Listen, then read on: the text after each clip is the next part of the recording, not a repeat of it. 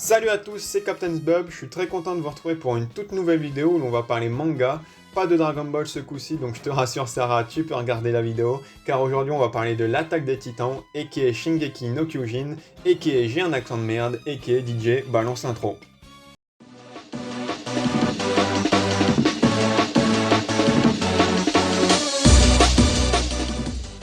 C'est plutôt la bonne période pour parler des SNK vu que la saison 4 va reprendre d'ici quelques jours, si ce n'est pas déjà le cas au moment où vous regardez cette vidéo. Je le dis maintenant, je n'ai pas lu la fin du manga, je me suis arrêté à l'animé, bien que je sois au courant de quelques trucs qui vont arriver par la suite.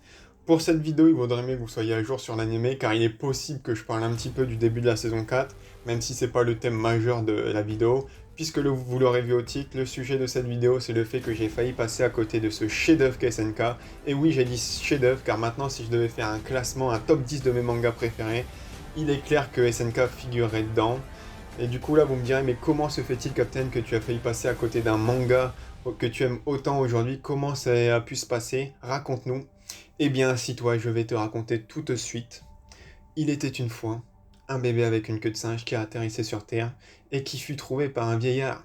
Ah merde, mauvaise histoire. Plus sérieusement, j'ai commencé à m'intéresser à SNK il y a quelques années quand c'était un petit peu la hype du manga. Tout le monde en parlait, les deux premières saisons étaient sur Netflix d'ailleurs. Et du coup, je m'étais dit, allez, il n'y a pas non plus 36 000 épisodes, on va commencer, on va voir ce que ça donne.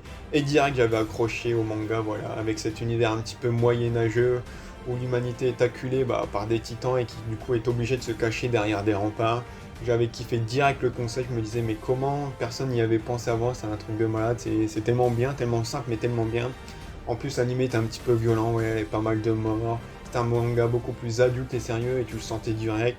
Voilà, rien que la scène au tout début où on a tout le bataillon d'Eren qui se fait défoncer la gueule en 5 minutes, où il y a même Eren qui se fait bouffer la jambe et qui se fait manger par le titan Papa Noël là. J'avais tellement kiffé, et non pas parce que je suis sadique, parce que j'aime voir les gens se faire manger, mais car c'est tellement inattendu, soudain, brutal, que voilà, c'est incroyable, tu t'y attends pas, c'est un truc de malade. Et là, voilà, le manga, à partir de ce moment-là, il m'avait eu, j'étais dedans, j'étais pris comme un poisson dans un filet de pêche, il m'avait. Mais alors, comment le manga m'a perdu, vous me direz? Eh bien, c'est très simple. Peu de temps après que Eren se fasse bouffer par le titan Papa Noël, oui, j'adore dire titan Papa Noël, on apprend qu'Eren peut se transformer également en titan.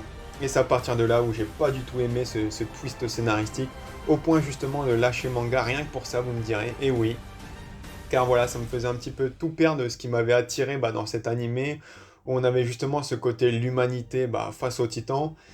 D'autant plus avec Eren qui avait dit voilà, vouloir tous les anéantir après la mort de sa mère. Et là, d'une certaine manière, et en devenant un, on perdait un petit peu cet aspect, on perdait aussi cette fragilité qui faisait que dès qu'un perso se faisait choper par un titan, c'était fini pour lui, il se faisait bouffer. Du coup, à chaque fois, dans chaque combat, chaque confrontation, t'étais sur le qui-vive parce qu'en 2 secondes, ton perso préféré pouvait se faire choper et c'était terminé pour lui. Et en plus, voilà, j'aimais beaucoup les affrontements contre les titans avec l'équipement tridimensionnel, beaucoup plus d'ailleurs que les combats entre titans que je trouve un petit peu trop classique, trop ennuyeux. Après, malgré tout, on conservait cet aspect avec les autres personnages, vu que eux, ils continuaient à se battre avec l'équipement tridimensionnel. Mais malgré ça, le manga m'avait saoulé à cause de ce twist, et du coup, j'avais lâché. Quelques temps sont passés, je dirais plusieurs mois, mais j'avais vraiment lâché, et au bout de plusieurs mois, voilà, j'en entendais de nouveau parler. Je crois qu'entre-temps, la saison 3 avait été passée et était finie. Et du coup, je me suis dit, allez, on va redonner une chance au manga. Du coup, je me suis dit, c'est pas passé avec l'animé, on va peut-être essayer avec le manga. Des fois, j'y arrive plus en lisant le manga qu'en regardant l'animé. Et du coup, j'ai décidé de lire le manga cette fois. D'ailleurs, je tiens à remercier mon frère qui avait quasiment tous les tomes. Et du coup, j'avais commencé à lire un tome ou deux, je crois. Je crois que j'avais été jusqu'au tome 4. Et j'avais fini par arrêter car je m'étais heurté au même problème qu'avec One Piece, c'est-à-dire les dessins du manga qui, je vais pas dire encore une fois qu'ils sont moches vu que je serais incapable de dessiner ne serait-ce qu'un bonhomme, mais je ne les aimais pas et ça me gâchait mon plaisir de lecture. Et du coup là j'ai mis vraiment un coup d'arrêt, mais vraiment pour un long moment. Et j'avais laissé tomber, je m'étais dit SNK c'est pas pour moi. Voilà, je passe à autre chose, tant pis, c'est pas grave. Le temps passe de nouveau, encore plusieurs mois. Et un jour, en me baladant sur YouTube, comme bien souvent, je suis tombé sur les chaînes que je connaissais beaucoup et que je tiens d'ailleurs à remercier, vu que c'est grâce à elles que je me suis remis à SNK, à savoir les chaînes YouTube Crazy Bomb ainsi que Retech, qui, si vous ne les connaissez pas déjà, font des parodies, notamment d'animés, de mangas. Et c'est en regardant leurs parodies des saisons d'SNK que ça m'a donné envie de nouveau de me remettre à l'animé, au manga. Voilà, quand j'ai vu les parodies, j'ai tellement rigolé déjà d'une parce que voilà, leurs parodies sont très drôles, mais surtout derrière les parodies, j'ai vu l'histoire qu'il y avait derrière et je me suis dit mais c'est un truc de malade. Surtout quand j'ai vu le passage avec le flashback du père d'Eren où on découvre qu'en fait ils sont que sur une île et que derrière il y a tout un monde immense et tout et que c'est voilà, c'est qu'une mouche dans le monde. Là je me suis dit mais c'est un truc de malade. Voilà, même quand j'ai vu le combat entre Levi et le Titan Bestia, je me suis dit la dinguerie, c'est un. Voilà, je suis passé à un côté d'un truc de malade, mais pourquoi j'ai arrêté? Je suis con. Et je me suis vraiment dit ça, mais je me suis dit, mais je suis un gros con, pourquoi j'ai arrêté?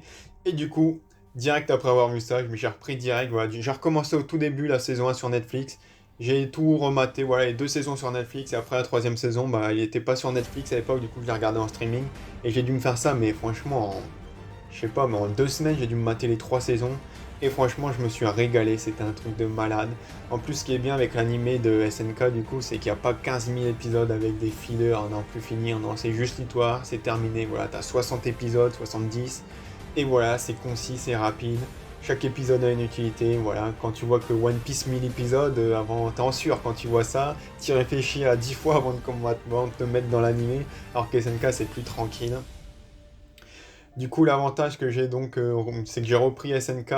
L'inconvénient, c'est que du coup, j'étais un petit peu spoil, vu que bah, au travers des parodies et tout ça, bah, j'avais vu un petit peu le déroulé d'histoire, et du coup, je perdais cet effet de surprise qui, je pense, aurait été incroyable. Voilà, un gars qui découvre, sans avoir été spoil, tout le délire avec bah, tout le reste du monde, et que l'île du paradis, bah, c'est juste rien du tout en fait. Ça doit être une dinguerie pour lui. Moi, j'étais au courant. Malgré ça, bah, j'ai quand même kiffé. Je me dis que c'est un bien pour un mal, car sans ça, je serais passé à côté du manga. Donc je me dis, vaut mieux être spoil, mais découvrir un bon manga, que bah, ne pas être spoil, mais de jamais le découvrir. Donc je me dis, c'est pas très grave. Et de toute façon, même dans la vie de tous les jours, c'est un petit peu comme ça quand je m'attarde sur des séries ou des mangas, j'ai du mal à m'y mettre. Et c'est après avoir vu un événement particulier de l'œuvre que ça va me donner envie de voir, bah, du coup, toute l'œuvre, voilà. Même si ça me spoil à mort, c'est pas grave, c'est comme ça que je fonctionne. Par exemple, avec One Piece, c'est quand j'ai vu la scène de la mort de Ace que ça m'a donné envie de lire le manga. Outre le fait que mon meilleur pote n'arrêtait pas de me harceler depuis des années pour que je lise. Mais pareil pour les séries, voilà, Lost, je m'y suis mis après avoir vu la scène de la mort de Charlie. Je me suis dit, putain, faut que je mate cette série, c'est pas possible. Mais bah, SNK, c'est un petit peu pareil. Et pour revenir à SNK, voilà, ce que j'aime beaucoup avec ce manga, c'est que c'est pas comme beaucoup de mangas traditionnels, dont Dragon Ball, voilà. Je suis un fan de Dragon Ball, mais il faut bien avouer bah, que Dragon Ball, c'est un petit peu manichéen, contrairement à SNK, où il n'y a pas de gentils, il n'y a pas de méchants. Voilà, c'est juste des hommes, comme dans la vraie vie, j'ai envie de dire, où voilà, au début, t'es un petit peu t'es même du grand des reines et compagnie, mais quand t'as connaissance de tout le reste du monde, bah, ça peut changer, et personnellement, je fais partie des mecs qui sont passés Team Mar durant le début de la saison 4, ne me jetez pas les cailloux, c'est tant pis, c'est comme ça, j'assume pleinement mes choix. Et voilà, on retrouve un petit peu ça d'ailleurs dans Naruto avec par exemple Obito et Madara, voilà, ces personnages qui sont nuancés, voilà, c'est pas des vilains hein, vraiment. Il y a voilà, toute une psychologie derrière les personnages qui est vraiment ouf. Voilà, pour citer un autre exemple, parlons de mon homonyme, à savoir le commandant Erwin Smith. Oui, parce que bah, je m'appelle pareil, du coup, bien que. Enfin, ça s'écrit pareil, mais ça se prononce pas pareil. Moi, ça se dit Erwin, mais voilà, bref, vous en connaissez un peu plus sur ma vie, hein, comme ça. Voilà, c'est votre petit cadeau pour avoir regardé cette vidéo et être arrivé jusqu'au bout. Bref, pour revenir à mon homologue, voilà la scène bah, de l'assaut final lors de la saison 3 où il va perdre la vie, mais cette scène, c'est une dinguerie. Tu sens que le mec il veut pas être là et on le comprend, J'en clairement, me il va à la chie mort, là, dessus. il va se faire tuer quoi. Et c'est ça qui. Et c'est même pas ça qui fait rager, parce que ce qui me fait rager, c'est que juste derrière cet assaut, bah, se trouve la réponse à tout plein de questions que les spectateurs et que les persos dont lui se posaient, donc un petit peu, bah, qu'est-ce qu'il y a autour du monde, l'origine du titan, toutes ces questions qu'on a la réponse une fois qu'on arrive dans la cave du père d'Eren. Et c'était justement le rêve d'Erwin de découvrir ça et tout. Et il va mourir juste avant, le pauvre, voilà, car le mec se dit, voilà, je suis le commandant, mes hommes vont à la mort, et voilà, je suis obligé d'aller avec eux d'une certaine manière. Et c'est tellement badass, mais c'est tellement rageant, voilà, pour un personnage dont on s'était attaché. Voilà, c'est comme, si je devais faire une comparaison, c'est comme un soldat qui serait mort durant la Première Guerre mondiale, le 10 novembre 1918, à quelques heures de l'amnistie, tu vois, ça fout la rage, tu vois. C'est con, mais ça fout la rage. Bah, c'est un petit peu pareil avec Erwin, du coup.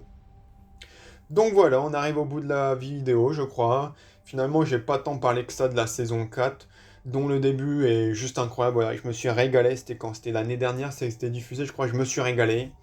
Voilà, bien que j'ai été un petit peu déçu car on m'avait tellement hypé, notamment avec le chef Otaku qui arrêtait pas avec ses vous êtes pas prêt, vous êtes pas prêt, vous êtes pas prêt. Le mec avait clairement abusé.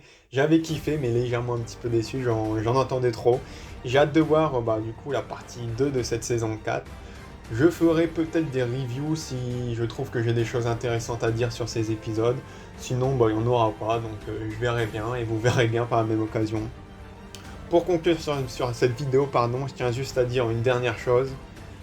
Pique meilleur personnage, vive le titan charrette. Et je dis pas du tout ça à cause des détournements du personnage que je trouve mais vraiment tellement dénigrant pour lui. Donc voilà.